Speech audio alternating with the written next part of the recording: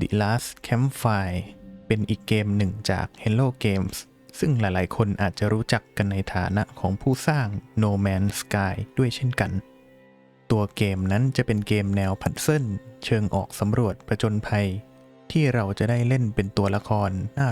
รักที่ถูกเรียกว่า Ember ออกสำรวจดินแดนที่เราได้หลงเข้ามาและหาทางกลับบ้านของเราโดยเกม The Last Campfire นั้นจะผสมผสานกันระหว่างภาพวิชวลที่มีสีสันสดใสตัวละครต่างๆที่ออกแบบมาได้อย่างน่ารักและมีผู้คอยบรรยายเสียงเรื่องราวต่างๆที่เกิดขึ้นในเกมให้เราได้รับฟังตลอดการเดินทางของเราราวกับว่าเรากำลังฟังนิทานก่อนนอนเลยก็ว่าได้ So much better at fishing than me, that frog is. Unfamiliar trees, a path overgrown.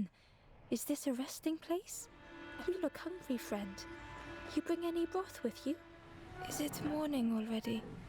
How long have I been asleep? ซึ่งตัวละครในเกมนั้นตามที่บอกคือจะคล้ายกับการฟังนิทานดังนั้นผู้คนต่างๆที่เราได้พบเจอจะไม่มีชื่อเรียกเป็นของตัวเองแต่จะแทนตัวเองด้วยบทบาทในเรื่องราวหรือลักษณะของเผ่าตัวเองไม่มีบอกแม้แต่เพศของตัวละครปล่อยให้เราได้จินตนาการกันเต็มที่เช่นตัวละครของเราหรือผู้ที่คล้ายคลึงกับเราจะเรียกแทนตัวเองว่า Ember ทั้งหมดเลยหรือตัวละครอื่นๆเช่นวิญญาณแห่งกองไฟก็จะเรียกตัวเองว่า Ghost หรือตัวละครที่เป็นกุ๊กเป็นพวกนกเป็นบิลเดอร์ต่างๆนานาเป็นต้นโดยคอนเซปต์คร่าวๆของตัวเกมนั้นจะเน้นประเด็นเรื่องความหวังเป็นจุดขายหลักคือในดินแดนนี้เราจะได้พบกับผู้คนที่สูญเสียความหวังไปทำให้ไม่สามารถเดินทางไปต่อได้และกลายเป็นสิ่งที่เรียกว่า Forlorn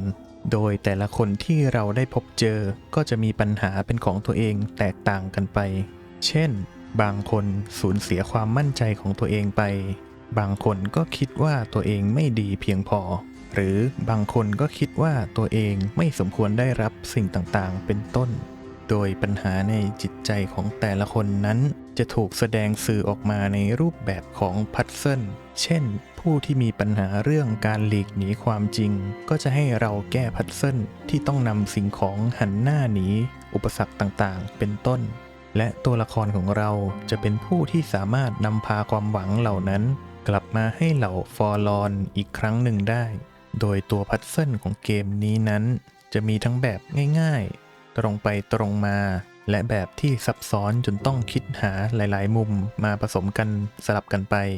ซึ่งเกมจะไม่บังคับว่าเราต้องผ่านทุกพัซเซิลที่มีเพื่อที่จะเล่นให้จบดังนั้นใครที่ไม่เก่งเรื่องพัซเซิลก็สามารถเลือกทำเฉพาะบางส่วนได้เช่นกัน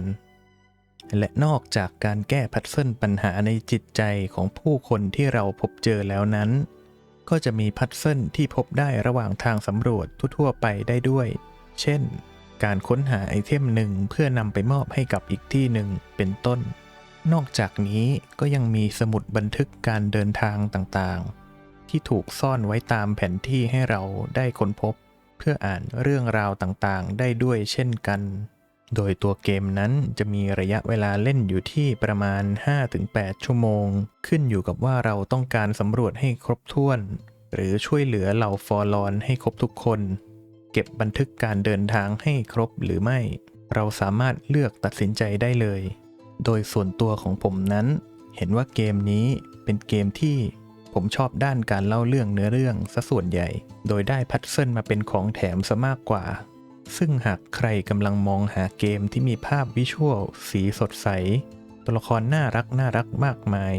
มีผู้คอยบรรยายสิ่งต่างๆให้ฟังราวกับว่าเรากำลังฟังนิทานก่อนนอนและเล่นอย่างชิลๆเพลินๆอบอุ่นหัวใจไปเรื่อยๆแล้วก็ไปลุ้นว่าเราจะพาเหล่าเอมเบอร์ตัวน้อยๆแสนน่ารักเหล่านี้ไปยังจุดหมายของการเดินทางอันศักดิ์สิทธิ์ของพวกเขาได้หรือไม่หรือจะสูญเสียความหวังทุกอย่างไปซะก่อน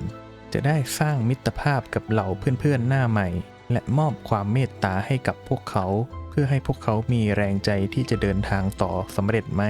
ก็สามารถไปลองเล่นเกมนี้กันดูได้ครับ